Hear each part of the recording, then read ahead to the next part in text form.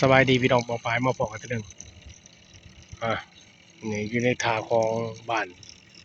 แกงโค่นหน่อยได้อพี่น้องเด้ออ้าวนี่ก็เอิ้นมาเฮือขามฝากพี่น้องเรียกว่าบักขามภาคนี่สิเป็นบักใหญ่ได้อพี่น้องเด้อคันหนึ่งก็ตกประมาณ100,000 กีบพี่น้อง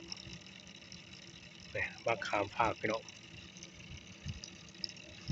100,000 กีบขามฟังถ้าจะเป็นรถไทยก็สิตกประมาณหรือว่ารถแตกๆตกประมาณ50,000 กีบสิเป็นรถ6 ล้อก็อยู่ใน100,000 กีบข้างๆก็สิเป็นครัวเลยพี่น้องเด้อครัวเรือสะพานลอยน้ำเด้อว่าครัวลอยน้ำพี่น้องนะที่ว่ารถจักรก็สิแล่นผ่านครัวลอยน้ำหรือว่าสะพานลอยน้ำนี่ก็สิเฮ็ดมาจากเอากับพุ้ยพี่น้องกับพุ้ยแล้วก็เอาเหล็กน้ำต่อกันข้ามแม่น้ำเซ่เด้อพี่น้องรถจักรนี่ก็สิคันหนึ่งต่อ10,000 กีบเด้อพี่น้องรถจักร10,000 กีบแต่รถใหญ่ก็สิข้ามเป็นบักรถใหญ่ก็ปีโก้นี่ก็ประมาณ6-70,000รถแตกๆแต่ว่าตอกๆนี่ประมาณ50,000จะเป็น6 ล้อฮุนไดพวกนี้ก็สิตกประมาณ100,000 กีบเด้อพี่น้องชีวิตชาวบ้านจังซี่แหละนี่ก็อุดมสมบูรณ์นะแม่น้ำนี่แม่น้ำเซ่นี่ก็สิมาพุ่นน่ะจากเวียดนามพี่น้องกว้างขวางอลังการปลาหลายพี่น้องยามแล้งน่ะปลาหลายขนาดนี้ปลาหลายเด้อพี่น้องนี่เป็นทางลงของรถสมอรถใหญ่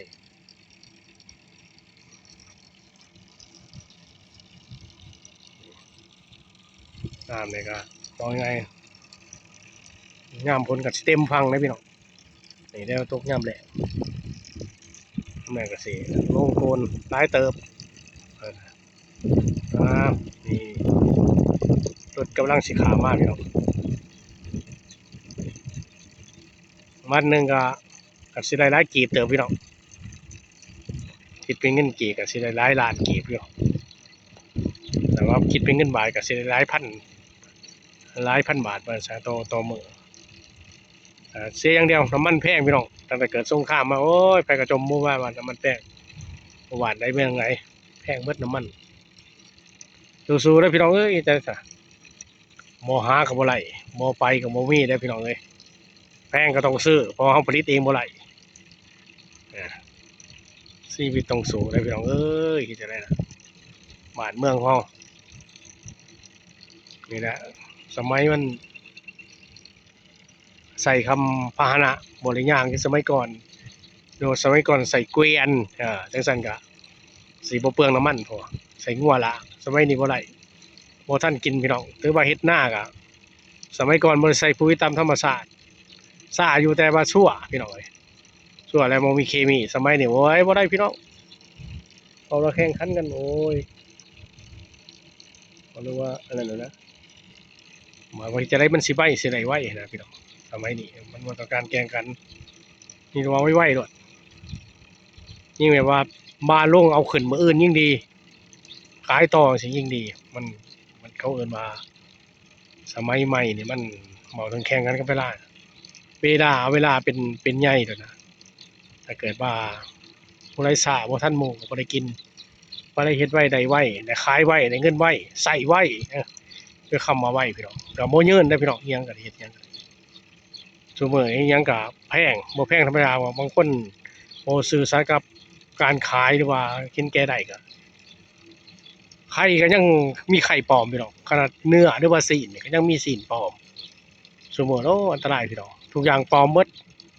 บ่ว่าปลอมแต่สินค้าที่ว่าเฮาขายบางคนยังเฮ็ดหน้าปลอมมันยังมีว่าหน้าบ่งามก็เฮ็ดงามได้พี่น้องเอ้ยนั่นก็เอิ้นว่าคนเฮามันปลอมหมดทุกอย่างต่อไปมันน่ะต่อไปมันก็สิมีปลอมเบิดอะอะ